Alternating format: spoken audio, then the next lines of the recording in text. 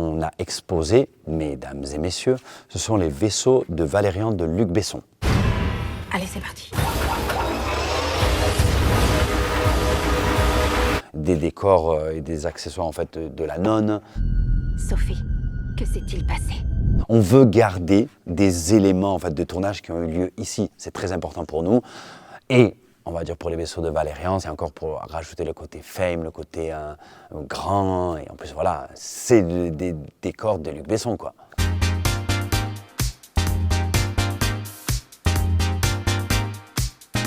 Bonjour à tous, ici en fait on est à Provence Studio. On est dans les studios de cinéma de Monsieur Marchetti. Donc je vais vous inviter avec moi pour vous faire découvrir les arcanes de ce monde qui est assez fermé, mais pour vous exceptionnellement, on va découvrir ça.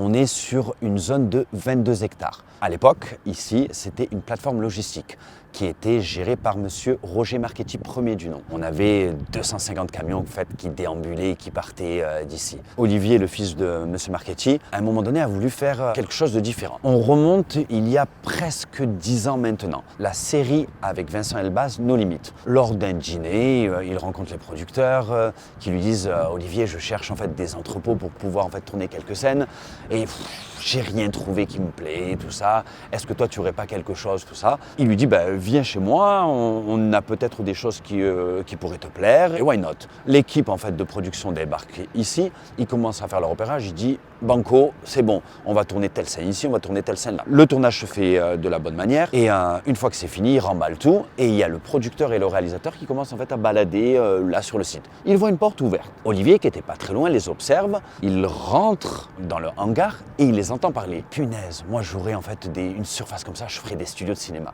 Eureka! C'est à partir de cette simple parole que Provence Studio est né. On a eu pas mal de productions qui sont venues faire leur film ici. La première du nom Gaston Lagaffe, Titane, la Palme d'Or justement en fait à Cannes de Julia Ducournau. On a eu donc les Américains qui ont débarqué avec La Nonne 2, donc grosse production américaine, c'était complètement fou de voir ça. Bac Nord aussi, qui a été tourné ici et qui a été produit par nos collaborateurs, grand film aussi. Vision, donc on a eu l'occasion de rencontrer Diane Kruger, les amis, magnifique. Donc là, messieurs, dames, on va arriver en fait à Next Stage. Next Stage, c'est le plateau virtuel. Pour moi, c'est le joyau de la couronne. Allez, suivez-moi. On arrive, lumière rouge, c'est toujours le cinéma. Bonjour l'équipe, excusez-moi de vous déranger. Je suis avec... Merci. Donc là, ça va Roxane? Bonjour, bienvenue à Provence. Là, on est avec l'équipe en fait de Planète Rouge. Donc Planète Rouge, c'est les génies en fait du cinéma, du plateau virtuel, des VFX. Donc là, on arrive sur le plateau numérique. Ce qui est super cool aussi à Next Stage, c'est que en fait les productions peuvent changer de décor instantanément. D'un coup, on peut se retrouver en fait à Marseille, comme vous pouvez le voir. Donc vue en fait à 180 degrés.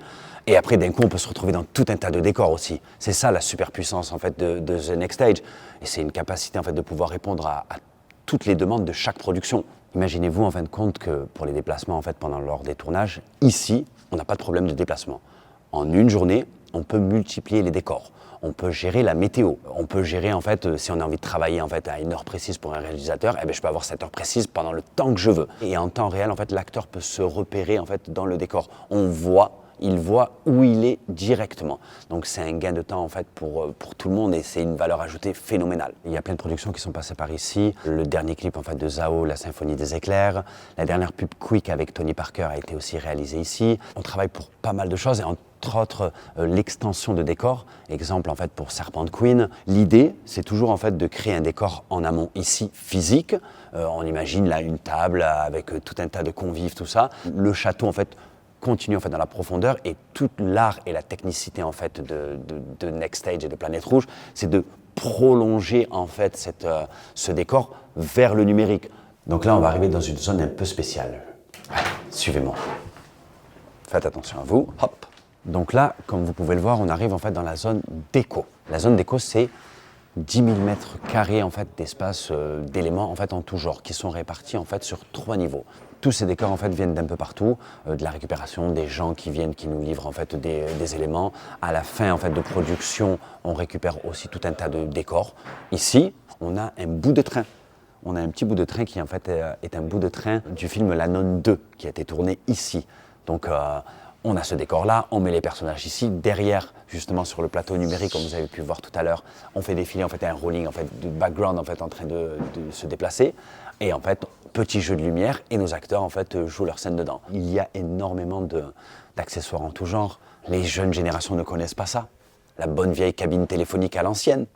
En arrière-fond, on a encore aussi les statues, les décors en fait, de la Nonne 2. À l'étage supérieur, on a d'autres types d'éléments. Il y a une organisation plus par type de mobilier. Comme là, on peut voir en fait toutes les tables, tout le côté chaise, tout l'ameublement. On sait qu'on peut couvrir en fait une période de manière générale entre les années 50 et le monde contemporain. C'est à peu près ça. De manière générale, une fois que le film en fait est sorti, tous les accessoires en fait sont mis justement à la déco et on peut les réutiliser. Certes, certains accessoires, en fin de compte, on va devoir les modifier légèrement pour justement qu'on ne les reconnaisse pas, ou l'équipe électro va mettre un jeu de lumière différent, mais tout est réutilisable. Bon, maintenant on va aller dans le département costume et il y a énormément de surprises à vous faire découvrir. C'est parti. Bonjour. Donc ici en fait on est dans le département costume qui est géré par Patricia à côté de nous et Eva. Patricia, Provence Costume, c'est quoi? Eh bien, Provence Costume, c'est le plus grand stock de costumes du sud de la France, dédié au cinéma, au théâtre. On a même une section location pour Cannes, robe du soir et smoking. Et aussi, les particuliers peuvent venir chercher des costumes pour leur soirée ici. Tout récemment, un film est sorti. Oui. Un grand film est sorti, tu as bossé dessus. Est-ce que tu peux m'en dire un peu plus, s'il te plaît? Oui, tu parles de Mégalopolis de Francis Ford Coppola. Bien évidemment.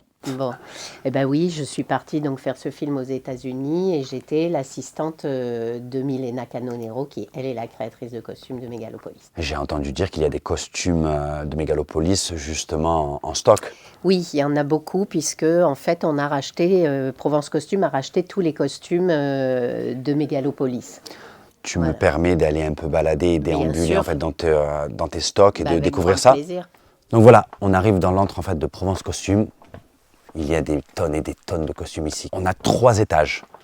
Les femmes, les hommes et en haut une époque spéciale. Là, on peut voir justement les costumes de Mégalopolis de Francis Ford Coppola. Le costume plus les accessoires en fait. Si vous voulez les louer, vous pouvez aussi également les louer. Une fois que le film est sorti, on est dans le domaine public, donc c'est réutilisable. Les amis, on va rentrer dans un studio particulier, un PAT, un prêt à tourner. Je vous en dis pas plus, suivez-moi. Lilou Multipass, je vous en prie. Donc là, le studio M08, on a un nouveau PAT qui vient d'arriver. On dit que Provence Studio, c'est l'usine à rêve. Donc on va vous faire voyager. Venez les amis. Bienvenue dans notre avion, messieurs, dames. Bienvenue pour Provence Airlines. Imaginez en fait compte que c'est un gros Lego qui est rassemblé. En fait, on peut déplacer chaque élément. On peut faire tout un tas de trucs. Imaginez, je sais pas, nos ambitions les plus folles pour faire un film de fou, qu'on est en pleine tempête. J'imagine que cette structure, en fait, on peut la caler sur vérin. Voilà, il est fonctionnel comme un vrai avion. Ce décor fait partie justement des décors demandés par les productions. Tourner dans un avion de manière normale, c'est ultra compliqué. Aussi, ça demande beaucoup d'autorisation, une gestion en fait, administrative super lourde. Donc, à la finale, c'est plus facile d'en construire un et d'en avoir un à Provence Studio. Et voilà, on peut tourner ce qu'on veut, quand on veut, on n'a aucune autorisation. Je sais que beaucoup de productions en fait, sont venues le visiter et qui lorgnent déjà dessus. Donc, on va avoir des très belles choses qui vont arriver justement. On prépare cette bonne bouteille pour le pilote. Ne vous inquiétez pas, on va arriver à bon port quand même.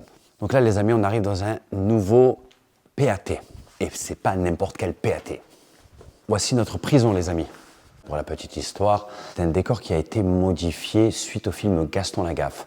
Gaston Lagaffe, en fait, où l'équipe déco avait créé en fait un bureau. L'idée, c'est que contractuellement parlant, en fait, on a récupéré en fait ce décor-là et on l'a modifié en faisant une analyse justement en fait avec les productions pour savoir quel décor ils avaient besoin.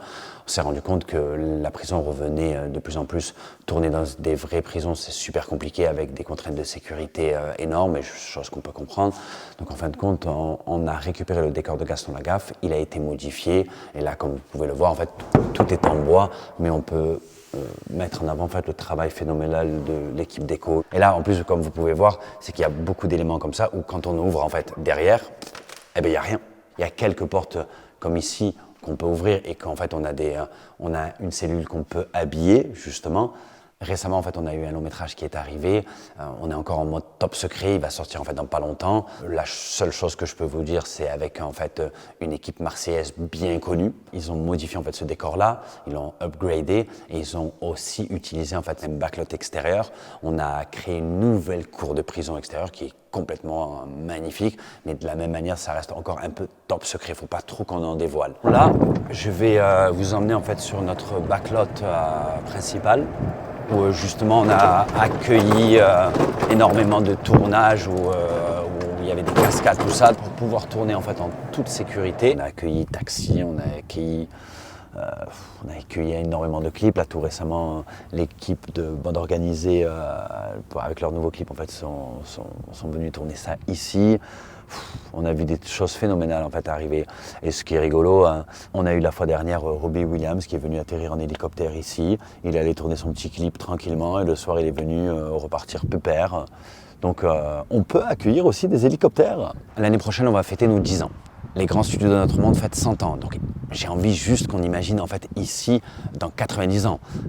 Ça va être quelque chose de phénoménal. J'imagine qu'en fait il va y avoir tout un tas de personnes qui vont déambuler au jour le jour. On va passer aussi un stade quand on va faire nos propres créations originales. Une fois qu'on va investir en fait dans nos propres films, ça va être quelque chose de différent, de total. On va avoir en fait, de mon point de vue, une autre envergure.